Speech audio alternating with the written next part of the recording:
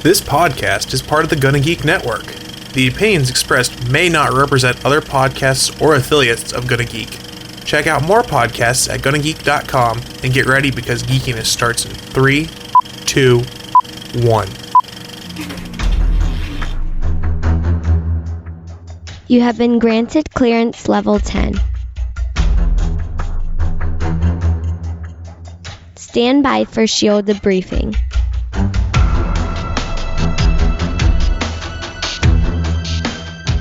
All information to be discussed here is classified and may only be discussed among agents of equal or higher security clearance. Now it's time for your scheduled debriefing. I'm Agent Stargate Pioneer. I'm Agent Haley. And I'm Agent Rum Daddy. Rummy. Hey everybody, welcome to Legends of S.H.I.E.L.D. One-shot number 3, Captain America the Winter Soldier. Just a reminder, you can check us out at legendsofshield.com. You can also check out our voicemail line at 612-888-POD0 or 612-888-7690. What Legends of S.H.I.E.L.D. is a fan-based podcast on Legends of S.H.I.E.L.D. and, as pointed out by this episode, the general Marvel Universe. How you guys doing this week?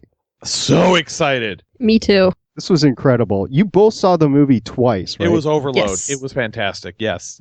I saw it once in 2D and once in 3D. And they did a pretty good job with the 3D. I only saw the movie once, but I have claim on that one movie. I actually saw it for $5. I saw it for $3.50 the second time. Oh, how'd you score that? That's what our theater charges if you go before 7 or if you're a student. Obviously, you guys do not live on either one of the coast and major cities where you're spending $15 to go to a movie.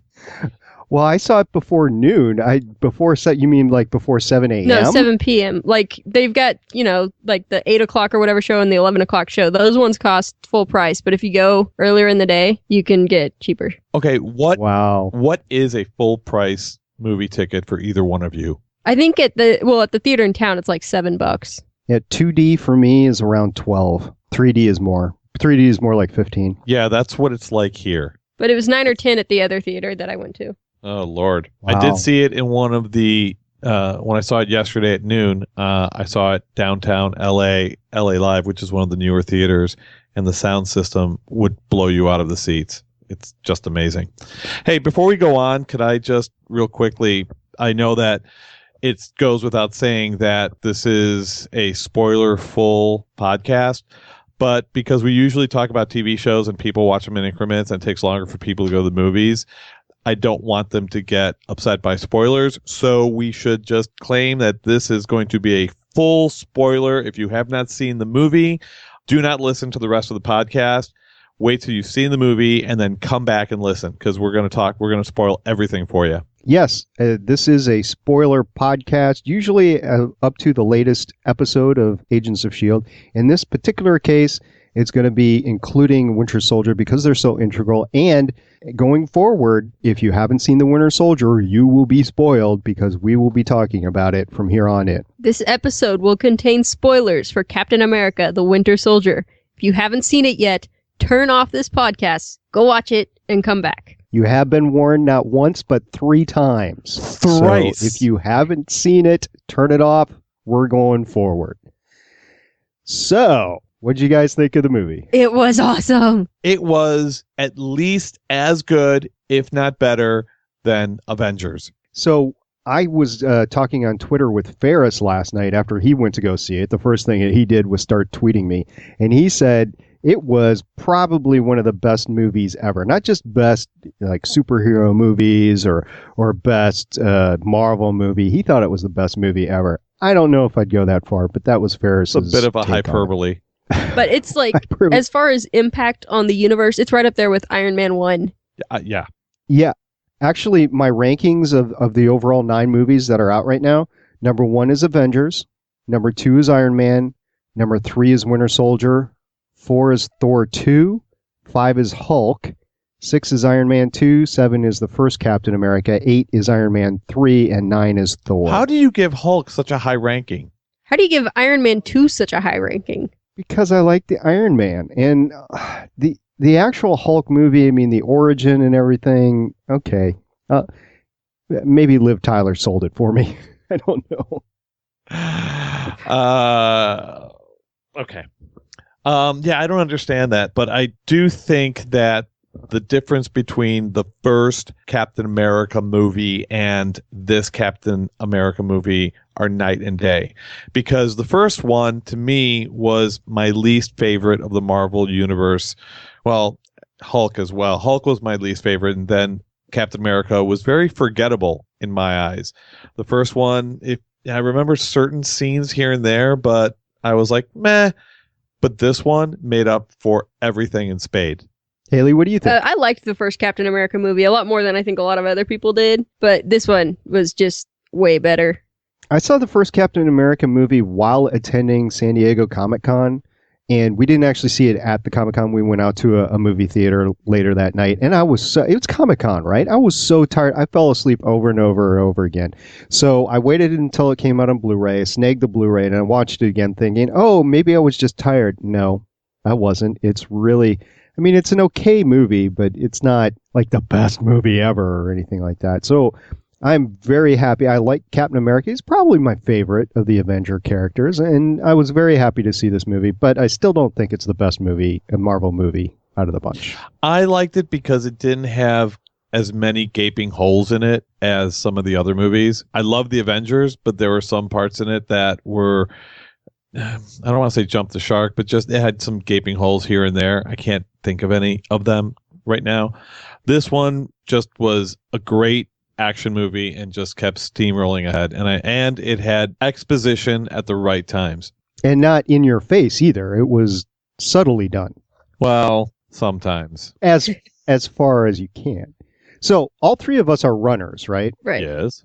On your left. I love that. And just in case you're not a runner out there, if you are a runner or a cyclist, and both Rummy and I are cyclists, when you're coming up on somebody, you yell on your left so you're not startling them as you're going by them, so that they know to stay in their lane and not swerve either way or whatever. But when they do pass you, it is the most, I won't say humiliating, but it's demotivating. And it's like, oh. I don't want to hear about demotivation until you've been passed by the power walkers.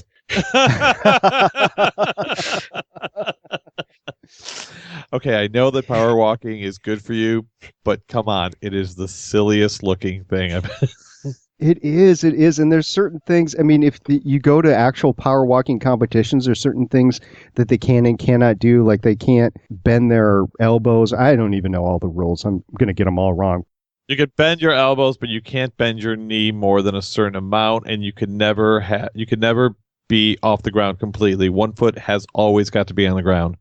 And your body isn't allowed to like go past your trailing leg or something like that. That's weird. Yeah, there's some weird thing about that. I would imagine there's a lot of people hyperextending their knees, which is kind of gross when you think about it. Ouch. So anyway, for all you that don't understand that, that's what on your left means. It's poor Sam Wilson. He gets on your left over and over and over, and he's finally getting fed up with it. I mean, he knows who it is. He knows it's Steve Rogers, but he's like, no, don't do it. Now, that entire relationship between the two of them, am I the only one who found it kind of flirtatious? There's some bro love going on there. Yeah. Some? It was, okay, here's the thing. There's that whole on your left, and then he sees someone, I don't know, the on your left, kind of cute. Then he actually goes out and finds him under a tree. And that whole conversation at the beginning when they first start talking to each other was a bit on the flirtatious side. But then when he actually shows up at the VA, I'm like, yeah, that's what you do when you're stalking somebody for a date. I could see where you're coming with that. However, I took it very differently. I took it as two soldiers that had gone through different experiences but had bonded through war experiences. It's a different sort of a bro code, I guess you would call it, when you go out and do that. But that's just my thinking. I appreciate that kind of thinking. I just thought that it was kind of funny. That's all. Yeah. Well, now that you mention it, yeah, I think the two got something going on. As a matter of fact, even Fury asked for Falcon to come with him at the end, and he's no, I'm going to do what this guy does. Right. So yeah, they're attached at the hip. They're bromancing, dude.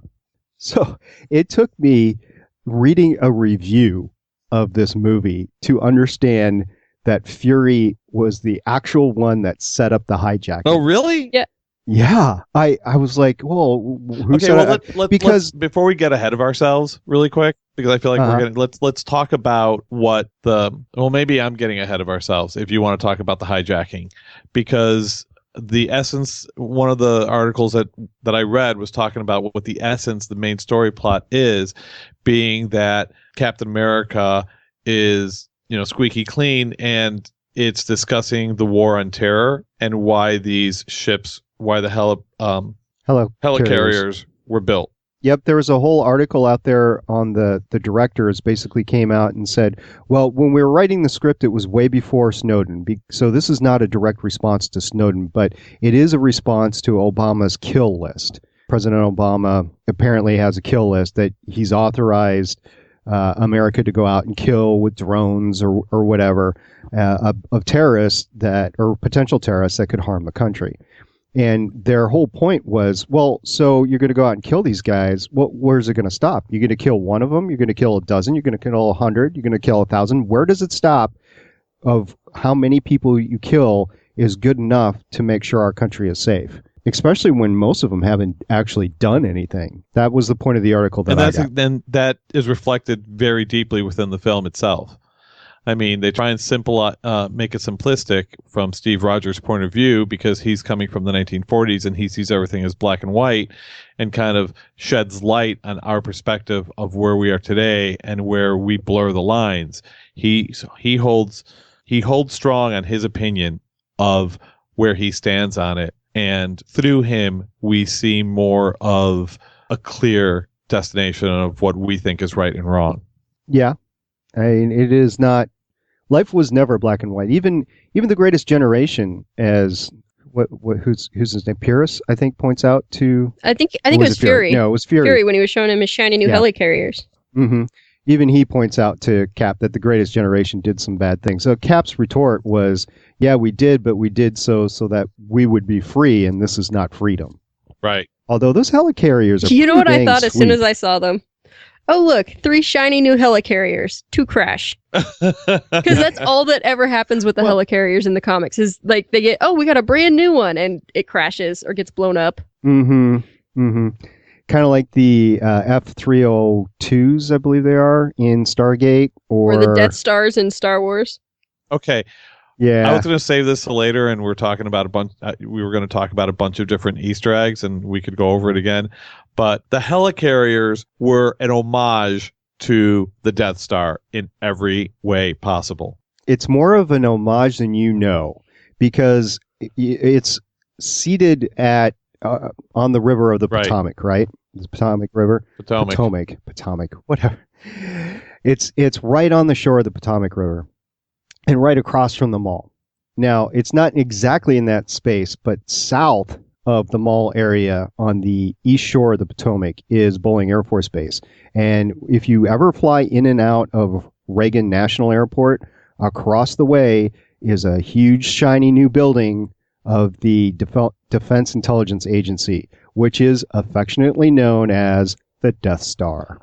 That's funny. I mean, all the way down to the things that I was noticing. I picked it up on the first viewing, and the second viewing I was looking for it, and I saw it even more, was when they were when Fury was showing them the schematics of these quote unquote Death Star ships, and it even looked like the schematics of the Death Star. You have to go to the center of it, and you have to go to the heart and destroy this, and in order to get out, and then you have so much time to get in and so much time to get out. But my favorite part was when they were doing all that in the action sequence, there was a commanding officer standing over the shoulder of the quote-unquote Triggerman, and he even looked like Peter Cushing from the original Star Wars Episode 4 and said, "Fire at will." And I don't know why they always want to fire at me, but fire at will. And it's the exact same shot from Episode 4. You know? And yes, there's or not just Episode 4, but Episode 6 too. Episode 6 as well. And the other thing that I think is hysterical is, in Star Wars, and again in this, he says, "Fire at will," and then they proceed to count down. Yeah. Well, maybe you need a little ramp bit. up time. You need everybody to brace for impact or brace for action. Yeah, or but something. there were a lot of winks to the camera with different movies, TV shows. There were a couple of Raiders stuff that I picked up on, a lot of Star Wars, and the very end. I'll save that for later in the conversation. Yep, there was a Top Gun reference too that I picked up on. Hey, just shout them out when you guys think of them as they're appropriate throughout the cast here. One thing that I do know is that while they're doing their bro love sort of thing, Sam Wilson and Steve Rogers after the run, Captain America opens up his list to put in the music that Sam had recommended. Yeah, recommended him to listen to. And apparently that list is different in each and every country that this movie is aired in. I read that as well. Don't know what they all say. I just know it's different. So if you have a chance to pick up the movie in a different country. Well, I know that in France, it's a list of all the different Jerry Lewis movies.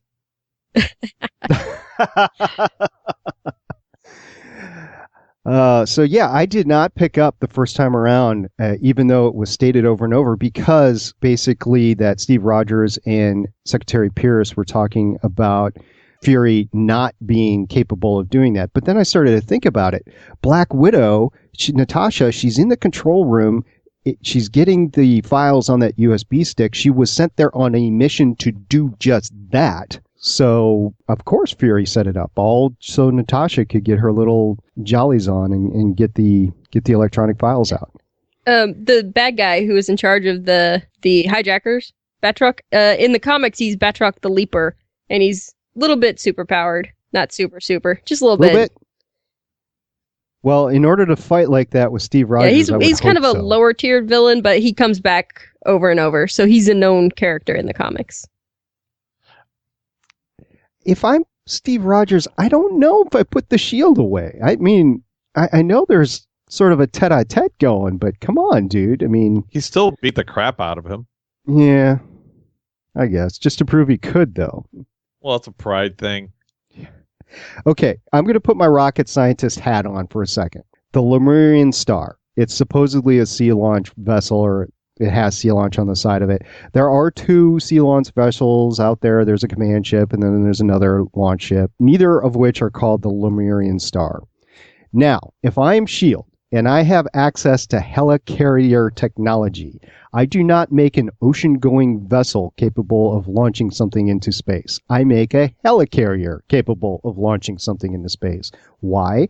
Because not only can you go down to the equator to get better weight to thrust ratio and be able to put more stuff into space because you're taking advantage of the Earth's spin at the equator, but also because the farther up in altitude that you go, the less fuel that you have to use to get up there for a certain weight. So you can actually launch more weight per rocket.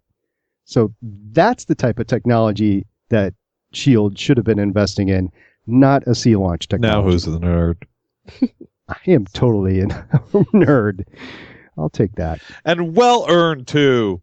I applaud you, sir. Yes. So, Captain America is definitely Special Forces. If you've ever seen the World War II documentary / miniseries called Band of Brothers, I mean, that is about a Special Forces group that was trained for World War II, which, if you go back and watch the first Captain America movie, is very much like this.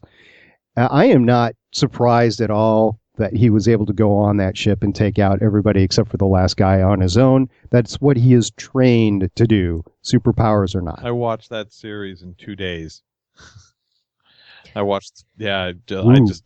it came out, HBO had a marathon. They ran them back to back for 2 days, and I watched them, and they were just brilliant series. If you haven't seen them, I suggest you see them. So, Haley, maybe you can enlighten me. Why is Black Widow so interested in Steve Rogers' dating life? I think they're just buddies at this point. Because I don't know if you guys saw about this Easter egg, but she's wearing an arrow necklace. I actually noticed that when I was watching it. I noticed weird things, and I kept seeing her wearing that arrow, that little. Go ahead, I know what you're going to say though. And it is little, so it is better to see it on the big screen. What is that? What is that? Because she's wearing it. Because it's got to be me. I'm thinking to myself, she's pretty much an assassin, and she's kick ass, and she'll beat the hell out of anybody, but I'm like, why would somebody wear a necklace that delicate? That's what went through my head. Yeah, because the chain is not thick at all. So I would assume that they're hinting at her relationship with Hawkeye, which she had in the comics. Agreed. Mm-hmm. Also, are we supposed... I don't know. Is Steve Rogers supposed to be a virgin? Because I get that impression. Oh, well, I would agree with you. I hadn't thought about it, but it makes sense. I mean, the dude never got any action back in the 40s. I can't comment. I think he's troubled. He has demons. He has Fair demons he enough. has to work out. Do you know who else has demons? Fury. I mean, that it's no secret, but that guy has trust issues. He never lets anybody in. Well, all look the at what secrets. Come happens. on. The one guy he trusts. Takes down the entire organization. Yeah. Oh, you mean Pierce? Well, can we Yeah. talk a bit about Robert Redford coming out of, I don't know if he was retired or semi-retirement. He did that one movie earlier this year about being lost at sea where he only said one single word throughout the whole movie, and that was the F-bomb. And then this is the first time I've actually seen him in a major role in I don't know how long. Yeah, amazing. I mean, he was cast specifically because of his political intrigue movies that he did before. I don't know. The man has really terrible skin, I have to tell you that. And in the 70s, he was a big, cover on all the women's magazines, sex symbol.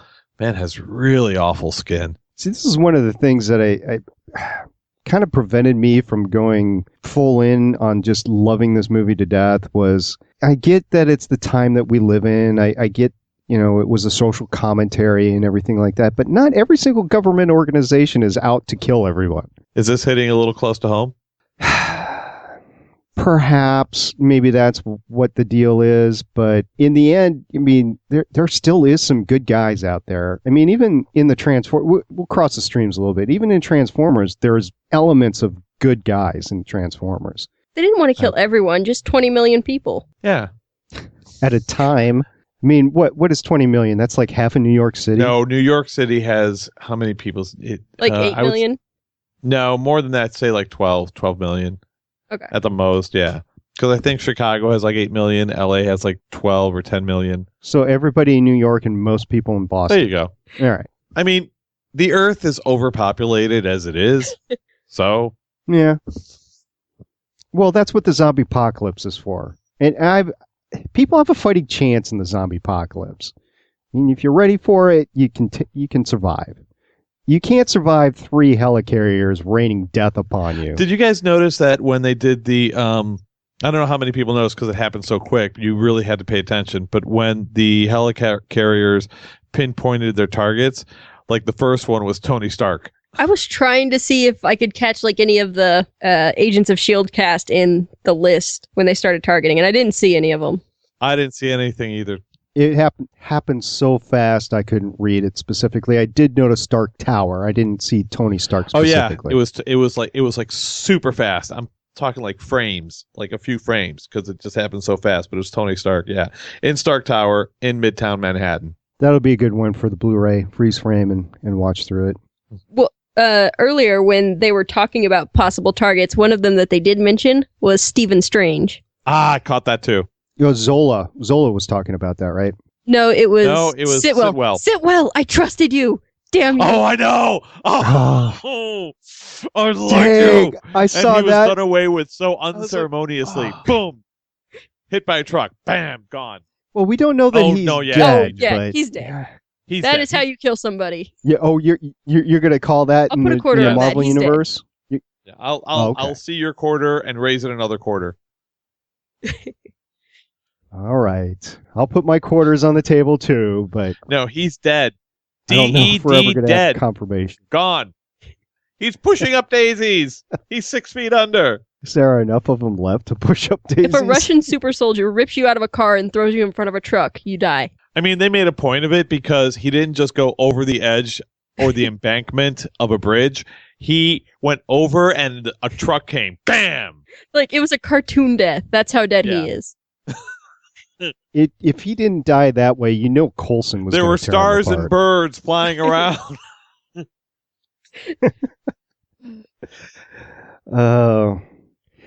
Yeah, the clearance levels.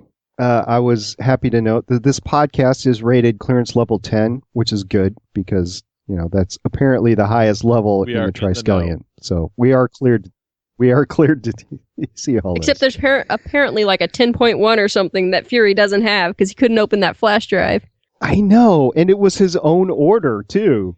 Wait, that's the only thing, seeing it twice, that confused me. He couldn't open his own flash drive, and he's the one that gave the order, but he doesn't remember giving the order. Well, it's because he didn't.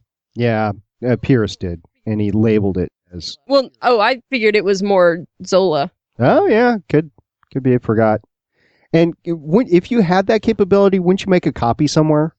Zola? I assume there is a copy. I've got tons of theories on Zola. Yeah, Pierce said that he lost Zola when he was talking to Bucky in the house right before he killed his maid. But yeah, I suspected it was easy to make it because 200,000 feet of tape storage. I probably have that in my Samsung Galaxy Note 3 that I've got in my hand.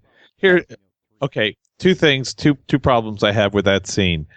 All the computers, everything was built in the 1940s, 50s, whatever. You got the reel-to-reel tape memory of everything, 200,000 feet of memory. Mm-hmm. But the monitors were all 16 by 9. Well, they're setting the standard way back then. 16 by 9. They didn't have 16 by 9 monitors back then. And everything had a layer of dust on it. And they walk in, and there was a brand new little USB hub just sitting there. I'm like, who put that in? Well, they needed the USB hub to get the flash drive in there to get the... But who installed that USB hub? Hydra. They needed to interface with him. So somebody had been there recently before they got there. Who was that? Yeah, but they didn't clean up. Could have been Sitwell. Could have been anybody.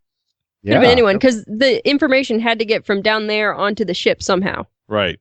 Okay. Okay, so Zola, yeah, I think he's the clairvoyant. I also think he might be the seed of Ultron.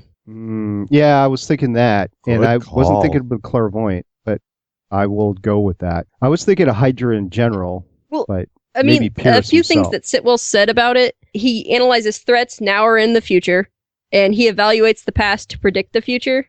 Mm-hmm. And the one thing that he couldn't see was the file on Coulson that had been sealed for everybody but Fury himself. Good call on that one, Haley. Yeah, so the clairvoyant is dead. No, I think he's going to get better. If I've learned anything from reading comics, it's that you can't kill a computer. I'm not dead yet. I'm getting better. Wait, we skipped over the scene we talked about last week. Which one? Or which was Fury's SUV. Oh, the DC card. No, yeah, because we there jumped yet, ahead. But yeah, we're jumping ahead all over the place. So, but before that, I mean, the Insight class helicarrier is bigger than a 22 Magnum. I thought that was pretty funny. Everybody in the theater laughed at that. But the next major note I have is the Smithsonian Museum, and I have a question for you guys. Given all the Smithsonian museums out there in DC and around the nation, is the Air and Space Gallery really the best place for that display? Yeah. He doesn't even fly. That's true. You're right. It would have been... He crashed a plane right before he got buried in ice. Yeah.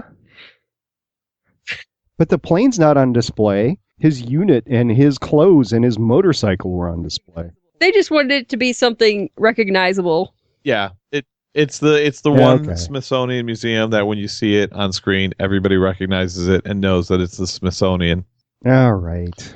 Was a one line that was said over and over by a variety of different people, and the first one was Peggy Carter, was, "We can do the best we can do, and then sometimes the best we can do is to start over." And Peggy Carter said that, and I believe later on Pierce says something similar, and I believe even Fury, Cap definitely says it later. But somebody else says it too. I mean, it was telegraphed throughout the entire movie. I think it's setting up what we're going to see the future of S.H.I.E.L.D. Which we'll talk about near the end of this cast. So we'll shelve that for a few minutes. Talking about the scene that we saw last week, we now know why Fury was driving around DC with his windows down. So we theorized it might be because the AC wasn't working, but no, the AC was fully operational. I thought of you guys as well when I saw that scene. I'm like, we're going to talk about this. Yeah. Man, I mean, I want that SUV. What a cool SUV. It has flight capabilities. Which we That never stopped saw. working as soon as you wreck it. It has a minigun in the dash. I could use that just to get through LA traffic. It can drive on its own. It can push other cars out of its way. Although they really, I mean, we talked about this earlier. I think we were off air when we talked about this, but I'm starting to think that the Jeffs are taking a note from Stephen Moffat's book. They lie. They set up those trailers to make us. They gave us just enough to tell us that they were going to kill Nick Fury right then and there. See, that was one of the things that I read on IMDb that I was upset that I read, like, talking about his headstone and stuff, and I was like, oh, I wish I didn't know that. Yeah. Oh, the headstone? So I was expecting him to be really dead for the entirety of the movie. Yeah, me too. Not really dead, because Nick Fury never stays dead, but, like, pretty dead. Well, there's a scene in one of the trailers when Black... pushing up Daisy's dead. Pining for the fjords. There's a scene in the trailer where Black Widow is standing in front of Nick Fury. It's in the movie where she's standing in front of his corpse, supposedly. And in the trailer, the sheet is over his head. But in the movie, it's pulled down so you can see his face. And it's like a 10-frame shot in the trailer. And I feel like they were so good at making the trailer that they made the people who were, fanboys like us, fanboys and fangirls like us, who were really paying attention, be able to see and go, oh my God, they're killing off Nick Fury. And they didn't. And they lied. They lied. Well, he's such a presence in the movies, in the TV show, when he goes out to interview, because actually the day after the episode aired on Tuesday night, he was on ABC Good Morning America. I didn't see it, but he was there. So, I mean, you can't get rid of him. He's a bit part in most of the movies and stuff. And when he shows up, he's a presence and everybody pays attention. So kind of hard to get rid of that from the money perspective. Yeah. But by the way, if we're going to talk about the headstone, I squeed in the movie theater and I could hear a bunch of people laughing because not a lot of people got that the quote on his headstone was directly from Pulp Fiction. I haven't seen Pulp Fiction. Oh God, Haley. Haley, I'm going to send you to movie camp. You're not the first person to say that. I've reserved the right to answer that question on the grounds that it may incriminate me. You have not seen Pulp Fiction, have you? You have not seen Pulp Fiction. Oh, dear Lord. I'm going to fire. Well, you better watch out. I'm going to fire at will. Why? Why do they always fire at me? In Pulp Fiction, his character in Pulp Fiction, every time he's about to assassinate somebody, quotes Ezekiel and quotes it incorrectly, and the quote is incorrect, but that is a reference to his character from Pulp Fiction. That's a direct reference. Okay. I will check that out. Just like when Robert Redford's in his house and he opens up the refrigerator and there is a bottle of Newman's Own. It is a direct reference to Butch Cassidy and the Sundance Kid. Paul Newman. Yep, that was awesome when I saw that. I was like, because I kind of thought there would be some sort of homage to Paul in the movie, even though Paul had nothing to do with it. Redford. But yes, you got to do it. Yep. Got a tip of the hat. Slap shot. Loved him. All right. So floorboard cutters or like hand torch or whatever that thing was that allowed Fury to escape. I'd like one, please. I mean, not only did it cut through the vehicle, but didn't it cut through the street? Or was that a manhole? Yeah. It's like, and then they use it again later on. Yeah, where did she go when she cut through it? Hill. I don't know. They could have been stopped at a light or something. I was thinking about that. All of a sudden, they pop up miles away. They're all in a van. They're fine. he called Hill from the car. He was like, you got 3 hours. Was he telling her to set up the I'm fake dead protocol? Deep shadow conditions? Maybe. Get the serum ready. Get the banner serum ready. Yeah. And let me tell you, I love her character. I do too. From Avengers and everything else that she's popped in. I love her character. It's a great one. I like her, and I loved her character in Avengers. She was less of an authoritative figure in this one. She didn't have that same command presence to her in this movie. She was fidgeting at the table when they were in the dam or under the bridge or whatever. She just didn't. She was more Robin than Commander Hill in this one, my opinion. Okay. Yeah, I don't think I agree with that. Did you watch the deleted scenes from the Avengers? Yes, I did. But what are you talking about? Well, a lot of her material ended up cut from the film. She had a slightly larger role, but a lot of her comedic material was cut from the Avengers film. And it seems like it was, included here. So I think she's better rounded. She's not just deputy in charge of S.H.I.E.L.D. in this film. She's an actual character. Okay. Well, I thought it was interesting at the end when she's actually being polygraphed to be part of Stark Industries. So we'll see where that goes. I don't think her character is, out the window. Like she's never coming back in the Marvel Universe again because, we're not going to get another Iron Man movie.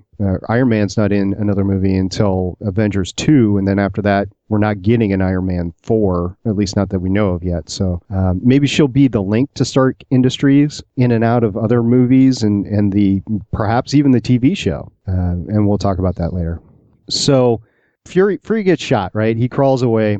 I don't know how he actually gets there, but he ends up in Steve Rogers' apartment. But before Steve goes into his apartment, he is in the hallway with what we figure out is Agent 13. The quote-unquote nurse, otherwise known as Sharon Carter. Right. Yep. So she's on the phone with somebody, and she says, I've got to go. And then she alludes to my aunt is an insomniac. She was on the phone with Agent Carter when Steve shows up. That's a little Easter egg for you. Yeah, she is Sharon Carter's. She is Sharon Carter. She's Peggy's niece. And that scene with Peggy was heartbreaking because it references what's in the comics that she has Alzheimer's. Yep, I thought it might be that she was just trying to reset herself right there. But yeah, after thinking about it in the comics, yeah, definitely has Alzheimer's. So. I mean, she has a complete conversation with him. He just moves to get her some water, and she sees him, and she's like, "Oh my God, you're alive!" So yeah, but at this point, she's still alive, and there's still talk about the spin-off of the Agent Carter series. Yeah, that's going to be in the 50s, though, right, Haley? Yeah. Yeah. So we'll definitely get to see her there. We'll get to see how Hydra starts to infiltrate S.H.I.E.L.D. Yeah, a lot of that will have to be set up. Oh, so you remember a couple weeks ago, maybe? I was saying how I thought they might talk about the Skrulls infiltrating S.H.I.E.L.D. Yes. But what they did with Hydra is almost exactly the Skrull infiltration of S.H.I.E.L.D. from the comics. Like, aside from it not being the Skrulls, the way the story played out is almost exactly how it happened. And all the way up to S.H.I.E.L.D. being disbanded at the end of it. Okay, how amazing, S.H.I.E.L.D. being disbanded, how amazing was that scene of the helicarrier plowing right into the building? Yeah, that was pretty amazing. I have a couple of... I'm going to, geek out or nerd out a little bit and complain. So... This is the place. Yeah. So you got 3 helicarriers in this giant bay underneath a river, right? And then as they're taking off, the big bay doors open and they start to take off. That river was... reference to 2001. Yes. And that river was pretty dang shallow around the place where the carrier bays were underneath there. So there's boat traffic on the Potomac. They're going to run into that? And what if the Potomac loses... water level? Is it going to be obvious that it's hangar doors right there? Well, I think the helicarriers coming out is probably going to hint to the fact that there's hangars down there. Yeah. Well, they probably have, I would say, dams that come up, like a lock system, so that the helicarriers can deploy. Yeah, maybe. Like fill it up with water so that they can come up and actually float away. Because there are boats, too. Not anymore. Yeah, the Triskelion definitely took a major hit there. And, I agree with Fury. They do not put the floor levels on the outside of the building. All right. The fight scene in the elevator. Mm-hmm. What'd you guys think? Well, I mean, Cap gave him a warning. Yep. Anybody not wanting to be here, you can get out now. They had to know that wasn't enough to take him down. Yeah, which is why they had that other team, assault team, ready to go to floor 25 afterwards. I don't know. If I were them, I would have filled the elevator with gas. See, when he was in the bunker with Black Widow, I thought they were going to fill it with gas because that way they can kill those two, but not destroy any of the computer equipment. Yeah. But you just hold your breath and you can walk out. Hydra honors the Geneva Convention. They don't believe in the use of biological or chemical weapons.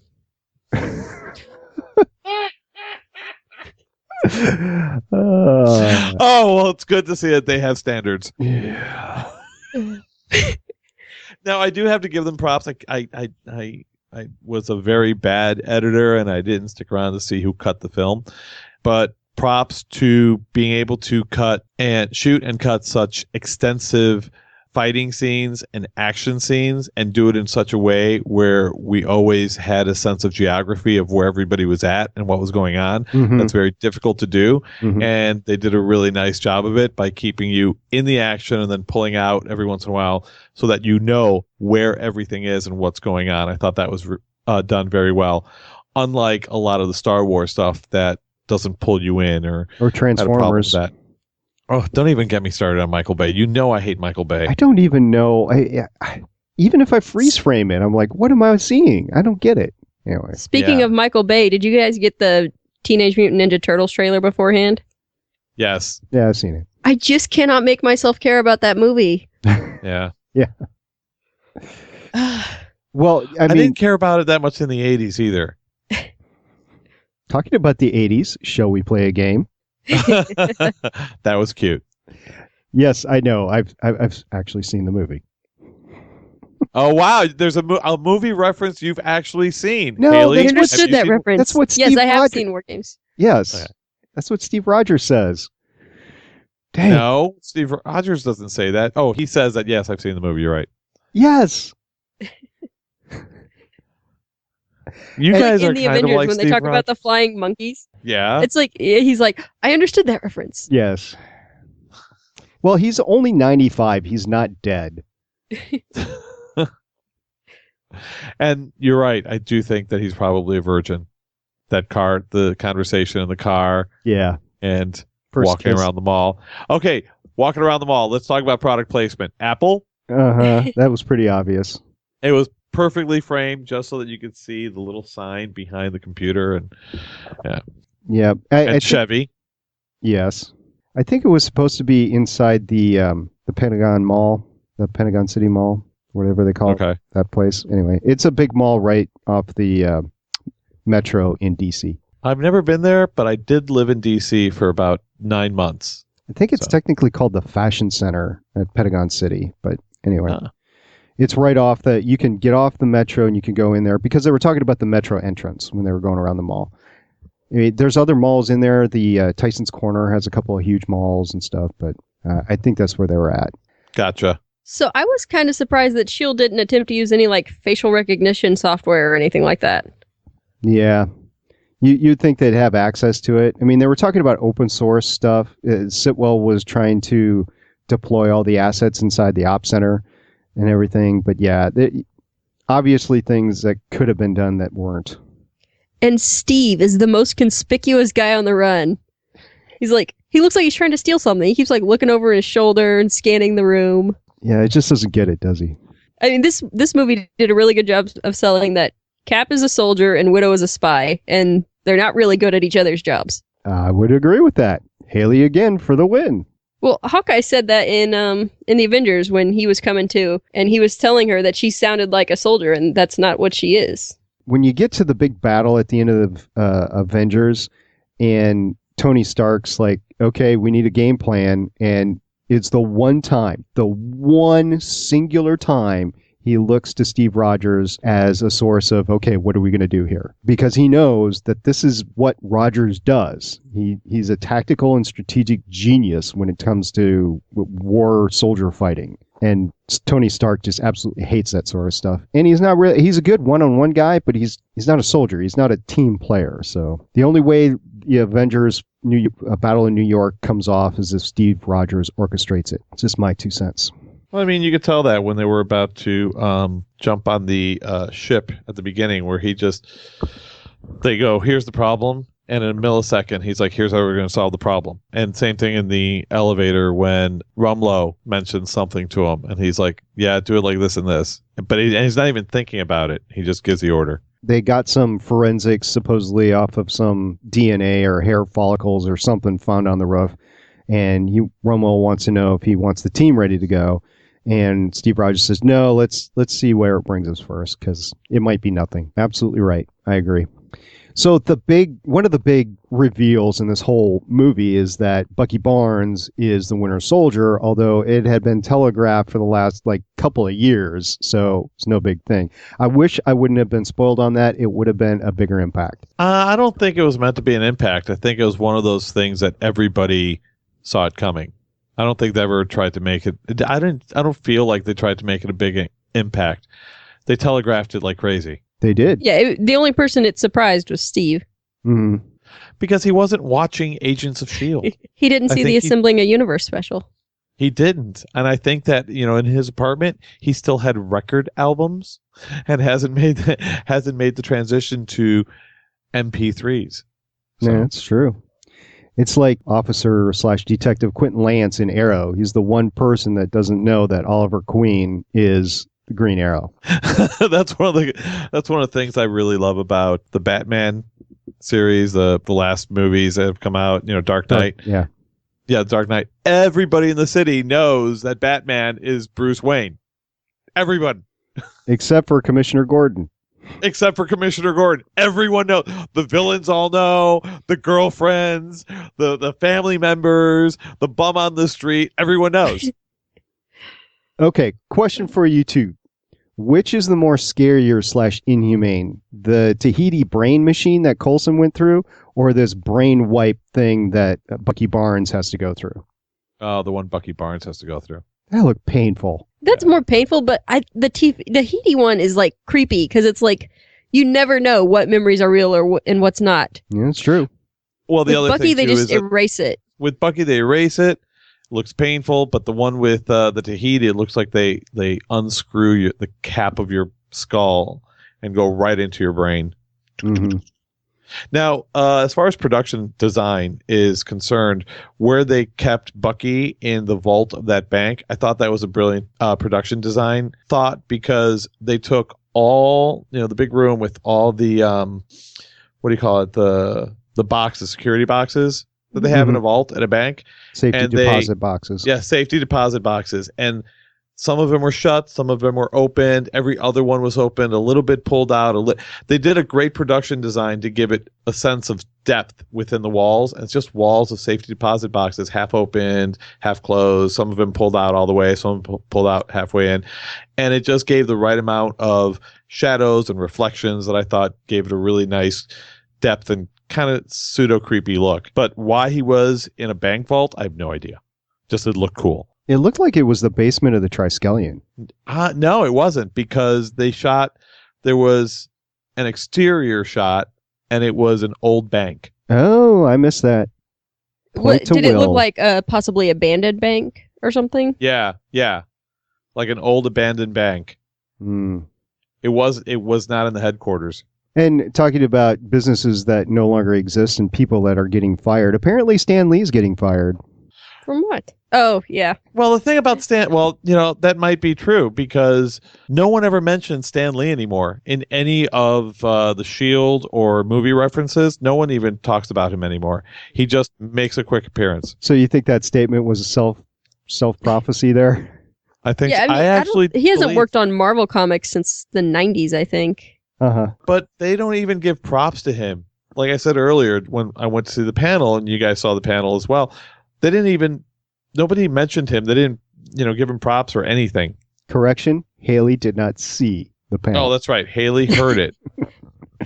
Well, I mean, he's got enough history with the universe to rate a cameo. Well, that's a contractual thing. When they sold the movie rights, it was included. Well, he's got it. He could decide not to come in. But he wants to. But a lot of the stories and stuff that they're using now are from later comics, and it's stuff he didn't really work on. Mm-hmm. So he is involved in creating a lot of these, but the newer stories were not his. I mean, it's nice to see him up. It's a Marvel movie when You've got the Marvel comic Flash beginning. You've got the trailers at the end, the 2 scenes at the end. One of which a friend of ours, Nightwing, he calls the last one shawarma now. He's labeling all post-credit scenes shawarma. And another thing is the Stan Lee cameo. So that's what makes a Marvel universe movie. Is Stan Lee only making the cameos in the actual Marvel feature, Marvel owned ones, or is he also doing them in like Spider-Man and the other ones? He's always had him in Spider-Man. He's had him in all but one of the X-Men movies, I think. It's any character that he created, he gets a cameo in. He included it in the movie right contracts. Good for him. Yeah. I want him to adopt me. I loved his cameo in, or bit part or whatever, in The Big Bang Theory. That was fun. When they go to his house to bug him. Oh, that's right. And he was calling them nerds and stuff. Yeah. Yeah. It was funny. I was so glad to see Cap put on the old uniform and not the shiny new one he had for the Avengers. Once again, I thought about you when that happened. I love the old one so much more. Well, I don't even know if the new one exists anymore. Could have gone up with the Triskelion. True. One would hope. I like the nice leather straps on the old one. Yeah. That was nice to see. And the colors are a little more subdued. It just seems much more practical. Yeah. Well, I did notice that, he would have they never showed him taking off the cap. They always had him unbuckling it, and then they'd go to a reaction shot, and they would show him raising it up over his head, which means that he had perfect hair every single time. Mm-hmm. The Will Hair Report. There we go. He would take off the cap, and then all of a sudden his hair was perfectly gelled every time he took off his cap. Well, isn't yours? Mine is. Every single time. Yeah. Perfectly coiffed. I purposely wear earmuffs versus a toque anymore because I want to keep my perfect hair. Speaking of him taking things off. Ooh. When he came out of the bathroom at Sam's place, why was he wearing a shirt? Just a missed opportunity. Do you want to know why? I'll tell you why. Don't tell me. And I'm not joking. It's because his shoulders and his traps were digitally put on. That's true. That's why. Because I saw him too. I was like, nobody has a body like that. And then I thought, oh yeah, the shoulders and especially the traps. Because if you look at his traps, they come and go throughout the movie. I'll tell you what, Haley. This Friday actually marks my 1-year anniversary of me going to the gym. So in a couple of weeks when we're at Geekation, I'll take my shirt off for you. How about that? It's just not the same. It's not. Let me tell you, it's not. Even after a year of being in the gym, it's not. It's not. So, how much weight did you lose? Yeah, about 25 pounds, but I still don't look like really cut. So I have more weight to lose. I've had some difficulty in my knee and in my hand. So the knee kind of quashed running for a few weeks, and my hand quashed cycling. Actually, ever since last November or October. So I've only been able to run, of which a month and a half I hadn't been able to run. So, didn't you just run 9 miles last week? Didn't you just tell us you ran 9 miles? I hate you. I'm back up to 9 miles 3 times a week. Yep. Oh, you suck. But I don't do it in a half an hour like the Cap does. I was in training he did for the 13 marathon. and a half. Yeah, he did 13. I was in training for the marathon. I screwed up my hamstring, and I haven't been able to run since. Have you seen a doctor? Yes, and he has seen me. No, Yeah. no, I have not. I'm just rolling it. That is the only reason I'm back running, because my doctor told me exactly what I needed to do to get back running, and within 6 weeks I was back up. So it was a total of 12 weeks from the time I heard it till the time I was back up to normal. Yeah, it makes driving really painful. It does, doesn't it? Oh, yeah. Okay, enough about ourselves. Let's go back to the topic at hand, and Yes. Marvel, go! Negative DT6, the pattern is full. That is my Top Gun reference. Yeah. What's his name from Community said it? Abed. Yeah. Oh, that's right. When I saw him come up, I'm like, Community! Okay, I'm going to shock you guys. Okay, shocker. I've got a shocker for you. I have never seen Top Gun in its entirety. I've never seen it either. That's not a shocker, though. Yeah, no, it's all right.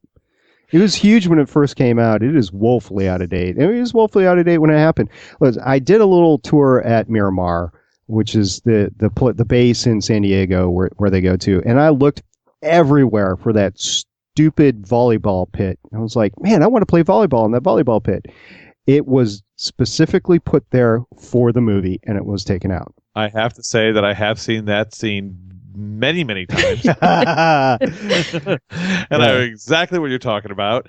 And I feel like I've seen the entire movie in pieces, but I've never sat and watched the entire movie from beginning to end. Yeah. I actually saw an early release version, which went more into the actual plane loss and Goose's death. So the way it's been shown since then, it's very hard to tell exactly everything that happens. I mean, you get the gist of it. Goose ejects and he goes straight into the canopy and everything. But there's actually more to that scene of why it happened and everything. And I have never seen it since. The only time I've seen it was when I went to that special screening a couple weeks before the movie actually came out. Isn't it crazy when they do that? I mean, I don't know if they still do that anymore, but when I that's exactly how I saw Apocalypse Now. Oh, wow. Showing my age. I saw Apocalypse Now was released. I think I went to a special screening like 6 weeks before it was released, or 8 weeks, or maybe a couple months. I have no idea. I remember going to see it with a friend of mine. We walk in. The movie ended. There were we walk in. They handed us a pamphlet with all the credits in it. You know, this like little booklet. Oh, that would be nice. Yeah. And it had all the credits and everything in it. The movie started, and it was much, much longer than what came out later on. I'll bet. And it ended, and there were no credits, and the lights in the movie theater came on, and nobody in the theater applauded or stood up. Everyone just sat there in silence. And then one person at the front got up to leave, and then one by one people got up and walked out. They were just dead silent. I could see that. That's a very powerful movie. It gets very, very screwed up once you get beyond that last helicopter scene. Yeah. I mean, not that it isn't screwed up before then, but... Well, for the time, nobody had ever seen anything like that, so... Right. My last Top Gun comment will be when I got my very first DVD player for my, I believe, 30th birthday present to myself. The DVD that I bought to go with it was Top Gun. So my very first DVD, basically. I also haven't seen Apocalypse Now. That one I'm not so shocked about. That one I'll be like, yeah, okay. And I don't know if I'd recommend it. Yeah. It's a hard one to watch. It is. Although you do get to see Lawrence Fishburne when he was 18 years old. Yeah, that's true. I mean, there's a lot of good quotes. You'd recognize them when they happen, but it's good to watch once. After that, I'm not so sure. But I will be sending you a list of must-watch movies. Oh, yeah. Absolutely. I'm looking forward to seeing that, and we'll talk about it, too. So, the battle in the final battle... Wait, before we go to the battle, Senator Douchebag from Iron Man is also with Hydra. Yeah, Senator... Oh, yeah. I wrote down his name. What is Senator... Hold on. It's Gary Shandling. Yeah, I know it's Gary Shandling, but I mean, he wasn't exactly thin in Iron Man, but he has gained even more weight since then. Senator Stern is his name. Right. I kind of expected him to not be with Hydra and to be the one harassing all the Asians at the end. Yeah, wait, did you say harassing the Asians or the agents? Either way. Agents. I swear to God, I heard you say Asians. I was like, Haley? So another guy that was harassing Natasha at the end, he is, gosh, I'm trying to remember his name. I don't know, but he always plays a douchey politician. Yeah, or I think he's in Revolution right now. Yeah. I'm going to look up his name because, I mean, you just know him when he pops up and you instantly know that he's no good is going to come from this guy. He was on the West Wing and he was a terrible human being. Oh, he was in the West Wing? Yeah, he was Representative Hapley. Congressman Hatley. Well, I don't know. His name is Stephen Culp. And he has been in a lot of things. He was in 13 Days. He's in Revolutions now. He was in Grey's Anatomy, Desperate Housewives, bunch of stuff, bit parts here and there. So you'd know him if you've seen him, Stephen Culp. And I did not expect anything less from him than to be the douchebag at the end, grilling Natasha. Oh, yeah. There were a few others, but he was definitely the one that I would have expected to see there.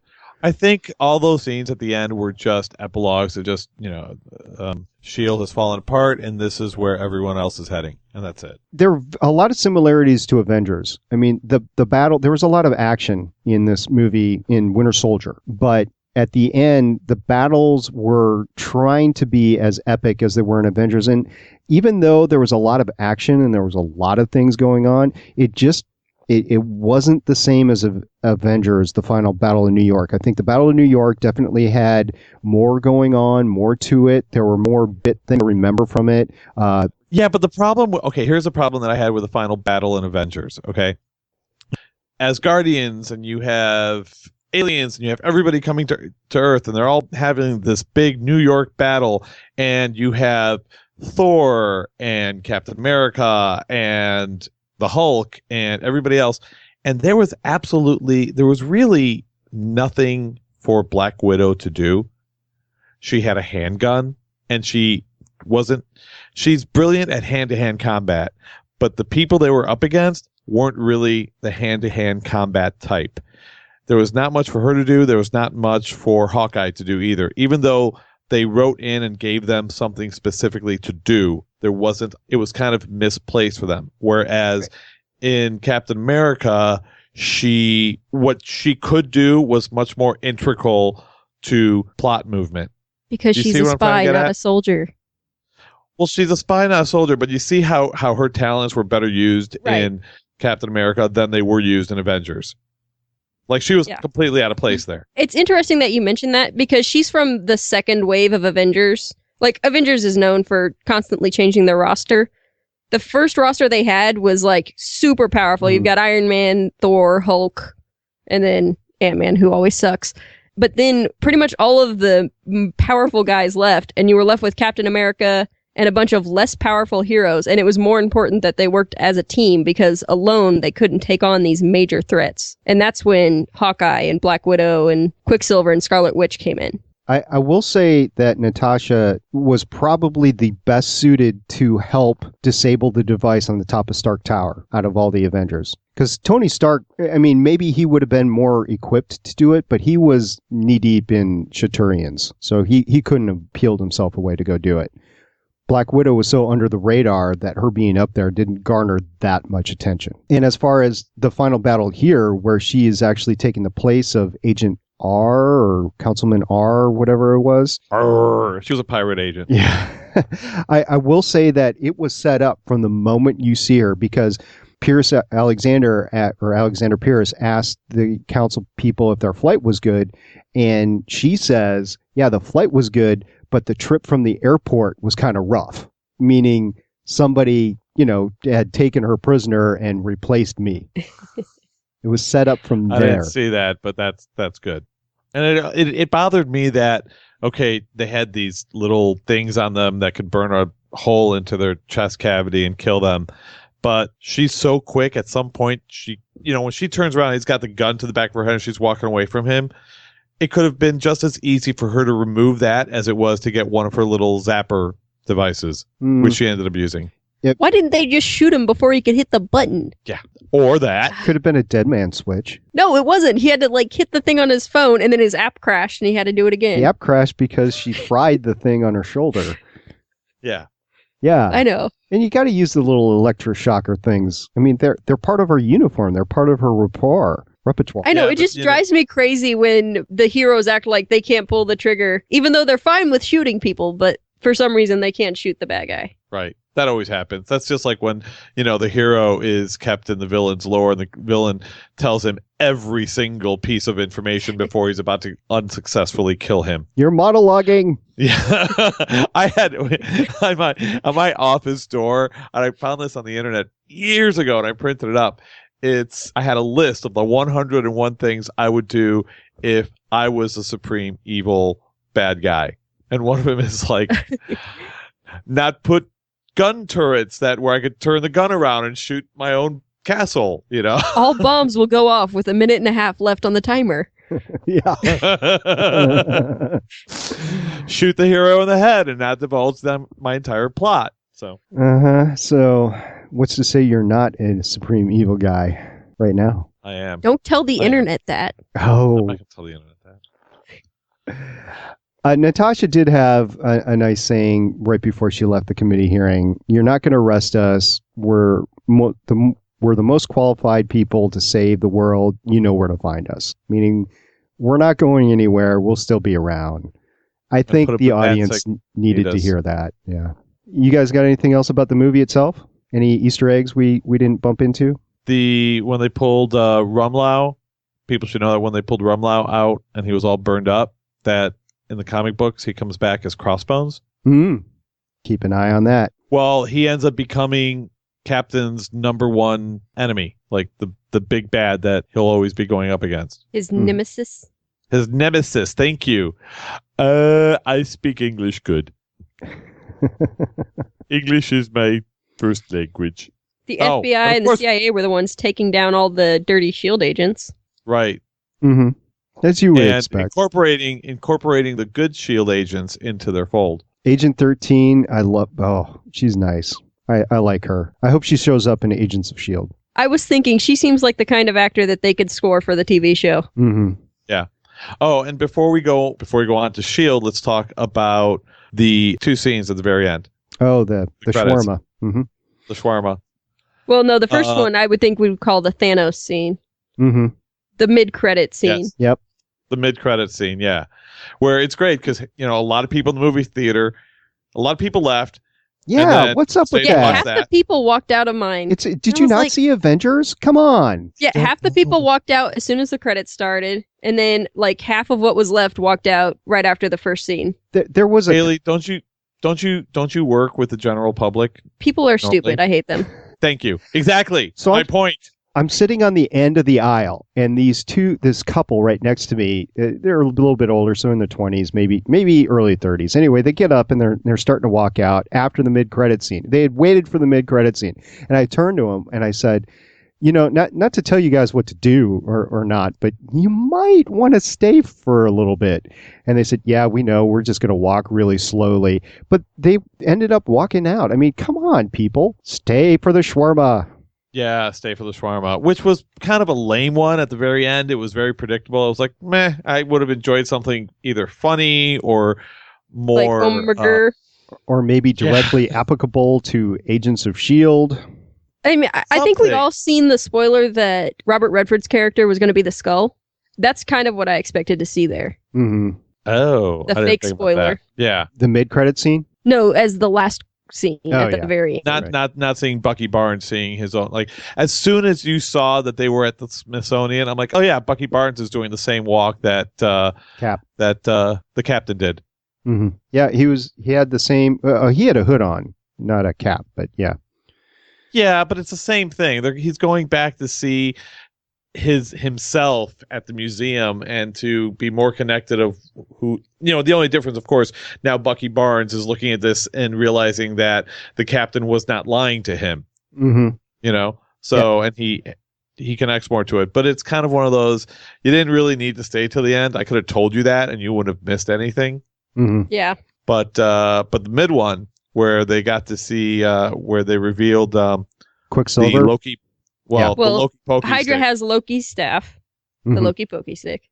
Baron Strucker is the one running things down there. Right, and he's got to be 100 years old. Isn't he from World War II? In the comics, he is, but I don't think they showed him in the first Captain America movie. They did not.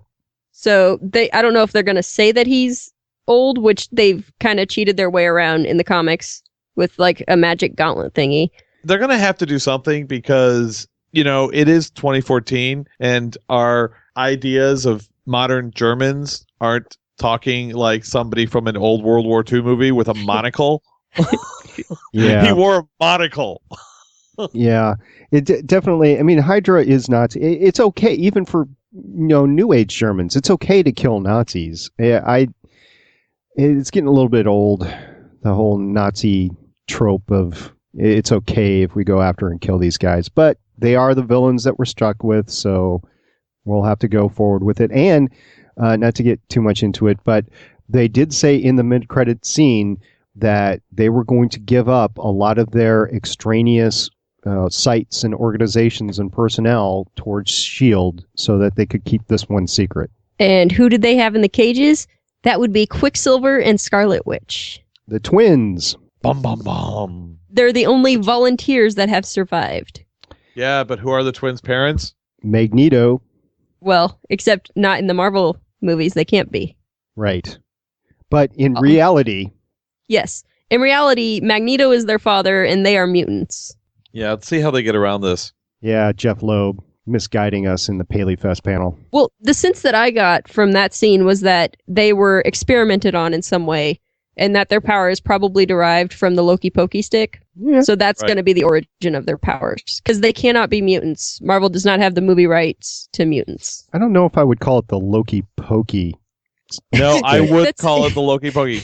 I would call it the shanking stick of course. No, it's a Loki Pokey stick. It comes from Kevin Smith. He named it that, and that's what I'm sticking with. Yeah, I like it. All right. Even though I don't have the problems that he had with it, I still like the term. Yeah, I like the term. Okay. So are we done with the movie now? Do you guys Let's got move anything else? Okay. Yep. We're going to talk about the applicability to the S.H.I.E.L.D. universe, and if we're going to have to change our cast name to Legends of Hydra. I don't think so. I think it's still going to be S.H.I.E.L.D. They'll figure out a way. You know, they talked about it in the movie. They talked about you got to take something apart and then reinvent it. And I think that's what the series is going towards. They're going to try and they're all going to be running away and they're going to be rogues for a while, but then they're going to try and reinvent S.H.I.E.L.D. Well, in the comics, like I said, this followed pretty closely the Skrull infiltration of S.H.I.E.L.D. Mm-hmm. When S.H.I.E.L.D. was shut down, they created a new organization called HAMMER, which is also an acronym. We don't know what it stands for. But they put Norman Osborn in charge of it. Yeah, I want to thank, first of all, Jay from Gallifrey Public Radio and Nightwing from talking me off the ledge. I was done. I was going to pack this thing in. Oh wait, can I share something with you, Haley? So yesterday, 12:00 West Coast time, I go to the movie theater. And I get there early, and I'm sitting there, and it's not even during it's while they're still having commercials on, so it's still light in the movie theater. And I start texting SP over here, and apparently he had just gotten out of his screening, and the first thing he's doing is complaining, that was a great podcast we once had, too bad it's over, or something along those lines. I'm like, what the hell are you talking about? He did the same thing during the last season of Chuck. Like 3 episodes before the end when Sarah had lost her memory, and he was like, oh, this is going to be terrible. It's going to be a sad ending. And I was like, dude, hold it together. Let him finish it. It'll be fine. Chuck ending was not fine. It was fine. They fixed it. They did not fix it. She's still without her memory. So the entire series is worthless. No. Did you miss the very last scene where it was like she remembered they're on the stuff? beach. Oh when they're on the beach, they're still not together. I mean, she still doesn't. All those shared experience, the thing that made them the couple that they were, is gone. Never getting it back. I'm gonna call you Chicken Little. I'm shaking my head at you right now. You can't see that.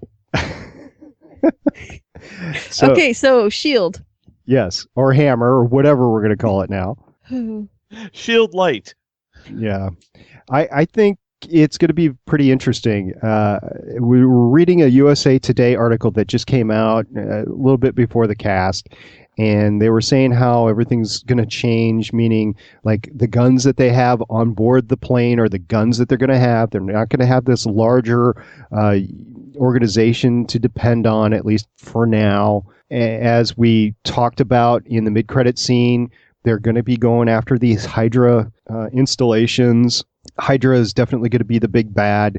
We're pretty sure the Clairvoyant, if not Zola, which we're pretty confident it was, is somebody or something within Hydra, and Hydra is the big bad. I'm not sure how I feel about it yet. We'll have to see how Tuesday's episode Turn shakes out. We've already seen a couple of scenes that were leaked on the Nerdist from it. And I will have to say that Haley was right about May, just taking orders and reporting to Director Fury. So good on you, Haley. Yay. I'm always right. Always right. But they did say that S.H.I.E.L.D. headquarters could remotely control the plane. Yeah, so I might have been right about that. So maybe, but I still don't trust Ward. I was going to say, I never trusted Ward, and my prediction is that Ward, and I think we talked about this, my prediction is that Ward, I've always thought he was going to be the first one to die. I said that from the very beginning. If it's a Whedon show and they're going to kill off a main character, it's going to be Ward, and I predict he will be replaced with Triplet. Yeah, we did I see. think so. We did see a photo, a still on the USA Today article. Ward was not in it. Triplet was, and the entire rest of the cast was too. So we'll see what comes out of that. And let me add that at the panel discussion at the Paley Fest, he really didn't say a whole lot. The only thing he ever talked about was the make-out sex scenes he had With everybody. Everybody. Matter of fact, I think he had one with Steve Rogers too, didn't he? Pretty much. And I think you saw a different movie. I kind of thought we'd see Simmons in the Triskelion. Yes, we did not see Simmons. Oh, you're right. They alluded to that in the Paley Fest panel, that because of scheduling and everything, there just wasn't. It probably wasn't going to happen. So they did foreshadow that in the panel that we just saw. But you are completely right. The action takes place in the Triskelion. You would expect to see Triplet and Simmons there. Well, we can expect to see them clawing their way out of the rubble because they just crashed a helicarrier into the building they were in. Mm-hmm. Well, the building was being evacuated. And by the way, the smaller planes that Agent Garrett used are literally called transport planes, Will. I did look it up because we were talking about it last time. The bus is an a CXD-23. The transport planes are literally S.H.I.E.L.D. transport planes. By the way, we're gonna have to go around the bus and change all the S.H.I.E.L.D. logos To Hydra. No, it's not necessarily Hydra. But we'll find something like maybe a little smiley face. What do you guys think? A little yellow smiley face. No, because there's another organization that uses the yellow smiley face, and I would rather not. You're right. Yeah. We forgot about that. And then there's the whole Forrest Gump thing. Speaking of evil superpowers. Have a nice day. Yeah. Have a nice day. I love that movie. One of my favorites. Okay, so you guys got anything else to say about what we're expecting in S.H.I.E.L.D.? Because this is a huge shakeup. Never before in the history of movies and television have they tried to do something like this. This is amazing. This is definitely a first. Not only do you have a television show set in the same universe as a cinematic thing going on, but we have something that's bang. It's affecting it right now. Well, they've done it, they have done something similar in the Star Trek universe, but they have never had it so integrated with each other where what happens in a feature film directly affects the entire storyline of the TV thread, of the TV show for the rest thread. Of the season. Yeah. During the season. Not just just the whole story thread completely. It's now when we go back, now we understand why during the panel they kept saying, watch this episode, then watch Captain America, then watch Turn. Mm-hmm. They kept insisting on it. Yeah, as a matter of fact, we got a couple of questions from our friends out there. Soleil, you're one of them. Soleil, if you're listening to this, hopefully you have followed the advice and watched End of the Beginning, watched The Winter Soldier, and then watched Turn. And hopefully you've got that by now. It's a big gamble. It's a big gamble that they're doing, but I think it's going to pay off. I sure hope so. I would bet the ratings go up because it's not the... people like the black horse. People don't like the good guys win, although I do, but apparently nobody else does. So it makes for Scout. Yeah, I am. It makes for a better story. It makes for a better plot. Hopefully the last 6 episodes of the S.H.I.E.L.D. season will see increased rating. I said it last week when we were podcasting about End of the Beginning. I think the ratings will go up at least 1 point, if not 2. We will see. I know a lot of people who have seen Winter Soldier, and they're not big Marvel addicts like we are, and can't wait to watch S.H.I.E.L.D. now, and have said, oh, now I have to go back and watch all the other episodes of S.H.I.E.L.D. because now I'm sold. So Let's see what happens. The only thing that ABC could do that would be better at this point in time would be making everything free and available from now until the end of the season, on the ABC site. Oh, yeah. They've only got like the last 5 episodes, I think. Yeah, if they would make everything available, I think it would it would probably be better because we talked about this before. That's how Walking Dead grew. That's how Breaking Bad grew. Oh, and we were talking, I mean, if you want to go off, I can't wait to watch this new TNT show, Turn. I don't know if anybody else has seen any trailers or anything for it. It's about the spies during the American Revolution. No, AMC. AMC. I'm sorry. Yeah, AMC. I think it's going to replace the Walking Dead time slot. It is. But it's about the revolutionary spies. Looks really interesting. Yeah, I'm watching Americans right now on on FX. That one's really good. It is. I don't know if I'm surprised time. you're watching it. It seems like not quite your tone of show. Well, yes it is, and yes it isn't. So, kind of my bailiwick and kind of not. It's keeping me interested. And apparently, I read that the lead couple are now a couple in real life too. Kerry Russell and what's his name? I was just getting ready to say what's his face. I don't know. Anyway, apparently they're a real couple now. It's definitely showing on screen. The intensity that they have to show between the two in their relationship, I can only imagine them having to be that close in order to portray that stuff. But then again, they're actors, and I'm not. So acting. Thank you. Yeah. Okay. So we will see what happens this week in 2 days. Turn, and we will get you another one more podcast. Thing. Go ahead. Going forward, it looks like everyone is probably going to think that Nick Fury is dead. Unless they come to the gravesite. Nope, because if anyone asks, that's where he is. Yeah, why would going to the gravesite change their opinion if he's dead or not? Because I believe it is a communication array for him to talk to anybody that comes by that he needs to talk to. No, hey, you guys got anything else? I don't. That was it. All right. We will see you for Turn. Thank you very much for listening. Well, you can always find us at legendsofshield.com. You can look up our contact information on the top right-hand side of the page. You can catch us on our voicemail at 612-888-POD0 or 612-888-7690. And we will see you in a couple of days. Bye-bye now. Bye. At Wiedersehen. Bye-bye.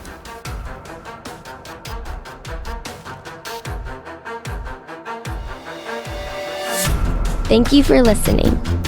If you want to leave us feedback, go to gonnageek.com and you will find all of our contact information and other shows. You can also visit legendsofshield.com where you'll find our complete archive of podcasts. The music heard on this podcast is by Kevin MacLeod and can be found at incompetech.com.